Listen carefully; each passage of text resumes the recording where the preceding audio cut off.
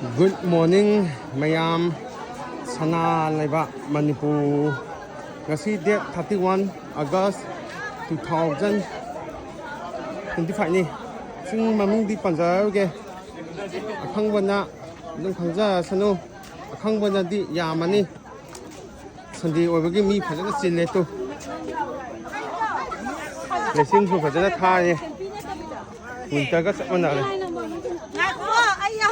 Kung anigi louthoksiko tauhansiko taudaba tadi sugawangni BP wangani atopa laina kaya ama nakani naagadi pisa sangani pisa laitagana tunasigani aduna hasang phana laisi singsu marata kasi singi kabagi mahawse yana nungaibani asangwa singdo uaga aduga afaba wakhang khansi afaba chinjak chaaga yung si Sanana leminasi yung padala ka ba ni ngasi di lesin thabagi amata uda de ay si sapa do ngai ba ni